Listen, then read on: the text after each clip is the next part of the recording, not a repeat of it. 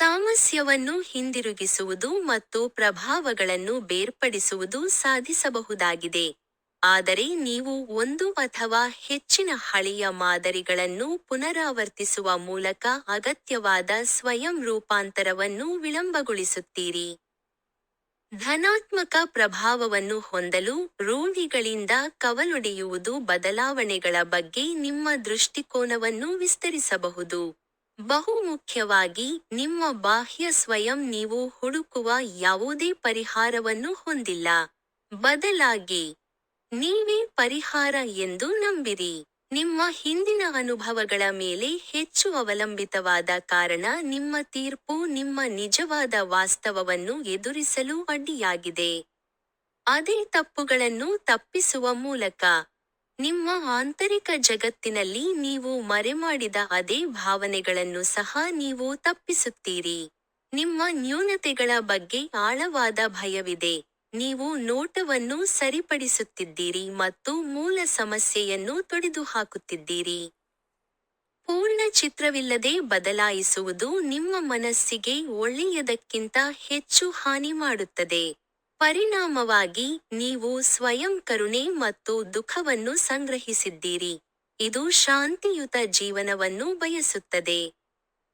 ಪರಿಣಾಮಕಾರಿಯಾಗಿ ಬದಲಾಯಿಸಲು, ನಿಮ್ಮ ಗಮನವು ಬಾಹ್ಯ ಸಮಸ್ಯೆಗಳನ್ನು ಪರಿಹರಿಸುವುದರಿಂದ ನಕಾರಾತ್ಮಕ ಭಾವನೆಗಳನ್ನು ಬಿಡುಗಡೆ ಮಾಡಲು ಬದಲಾಗಬೇಕು. ನಿಮ್ಮ ಭಾವನಾತ್ಮಕ ನಿಗ್ರಹವು ನಿಮ್ಮ ಉಪಪ್ರಜ್ಞೆಯನ್ನು ಬೆಳೆಸಿದೆ ಮತ್ತು ಬೇರೂರಿದೆ. ಒಂದು ಅಥವಾ ಹೆಚ್ಚಿನ ಭಾವನೆಗಳನ್ನು ಪ್ರಚೋದಿಸಿದಾಗ, ನಿಮ್ಮ ಭಾವನೆಯು ಅಗಾಧವಾಗಿರುತ್ತದೆ. ಹೆಚ್ಚು ಆಳವಾದ ಉಸಿರನ್ನು ತೆಗೆದುಕೊಳ್ಳಿ. ನಿಮ್ಮ ಜೀವನವು ಹೇಗೆ ಇರಬೇಕೆಂದು ನೀವು ಬಯಸುತ್ತೀರಿ ಎಂಬ ಕಲ್ಪನೆಯನ್ನು ನೀವು ಬಿಡಬೇಕು. ವಿಶೇಷವಾಗಿ ನಿಮ್ಮ ನಿರೀಕ್ಷೆಗಳು. ನಿಮ್ಮ ಕಂಡೀಷನಿಂಗ್ನಿಂದ ಮುಕ್ತರಾಗಿರಿ. ನೀವು ನಿಮ್ಮೊಂದಿಗೆ ಏನು ಮಾಡುತ್ತಿದ್ದೀರಿ ಎಂಬುದರ ವಿರುದ್ಧವಾಗಿ ಮಾಡಿ. ನಿಮ್ಮ ಆಂತರಿಕ ಜಗತ್ತಿನಲ್ಲಿ ನೀವು ಏನು ರಚಿಸಿದ್ದೀರಿ ಎಂಬುದಕ್ಕೆ ನೀವು ಜವಾಬ್ದಾರರಾಗಿರುತ್ತೀರಿ.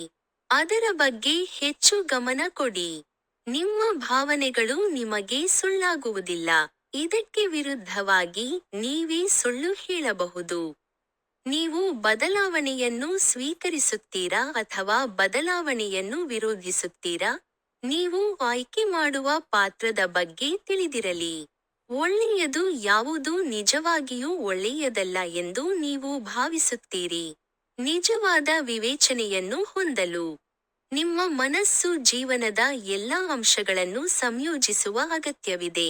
ನೀವು ಆಗಾಗ್ಗೆ ಆತ್ಮದ ವಿಷಯವನ್ನು ಬಿಟ್ಟುಬಿಡುತ್ತೀರಿ.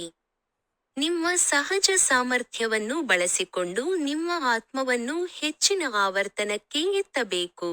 ಮೂಲದಿಂದ, ನಿಮ್ಮ ಆತ್ಮವು ಬೆಳಕಿನ ಜೀವಿಯಾಗಿದೆ. ಕತ್ತಲೆಗೆ ನಿಮ್ಮ ಹೊಂದಿಕೊಳ್ಳುವಿಕೆಯಿಂದಾಗಿ ಅದನ್ನು ಹೊತ್ತಿಸುವ ನಿಮ್ಮ ಅವಕಾಶವನ್ನು ಕೊಲ್ಲಬೇಡಿ. ಪ್ರತಿ ಜೀವಿತಾವಧಿಯನ್ನು ಸಂಪೂರ್ಣವಾಗಿ ಅನುಭವಿಸುವುದು ಅತ್ಯಗತ್ಯ. ಆತ್ಮ ಸಂಪರ್ಕವು ನಿಮ್ಮ ಅಹಂಕಾರದಿಂದ ಬದಲಿಯಾದಾಗ, ನೀವು ನಿಜವಾದ ಸಂವೇದನೆಯನ್ನು ಕಳೆದುಕೊಳ್ಳುತ್ತೀರಿ. ನಿಮ್ಮ ಪ್ರಾಮಾಣಿಕ ಹೃದಯದಿಂದ ನೀವು ಬದುಕಿದರೆ, ಶಾಶ್ವತ ಸಮೃದ್ಧಿ ಸಾಧ್ಯ. ಆದ್ದರಿಂದ ಬೇಷರತ್ತಾದ ಪ್ರೀತಿಯ ಪೋಷಣೆಯೊಂದಿಗೆ ನಿಮ್ಮ ಸೌಮ್ಯ ಸ್ಪರ್ಶದ ಅಗತ್ಯವಿರುವುದರಿಂದ ನಿಮ್ಮ ಆಂತರಿಕ ಜಗತ್ತನ್ನು ತಲುಪಿ. ನಿಮ್ಮ ಆತ್ಮದ ಪ್ರಮುಖ ಶಕ್ತಿಯನ್ನು ಮುಳುಗಿಸಲು ನಕಾರಾತ್ಮಕ ಭಾವನೆಗಳನ್ನು ಸೃಷ್ಟಿಸುವ ಸಮಯವನ್ನು ವ್ಯರ್ಥ ಮಾಡಬೇಡಿ. ಜೀವನವು ಕರ್ಮ ಚಕ್ರದಲ್ಲಿದೆ. ಅದರ ಉನ್ನತ ಉದ್ದೇಶವನ್ನು ನೀವು ಅರಿತುಕೊಳ್ಳುವುದಿಲ್ಲ ಅಥವಾ ಅದರ ಉನ್ನತ ಉದ್ದೇಶವನ್ನು ನೀವು ಅಪರೂಪವಾಗಿ ಒಪ್ಪಿಕೊಳ್ಳುತ್ತೀರಿ.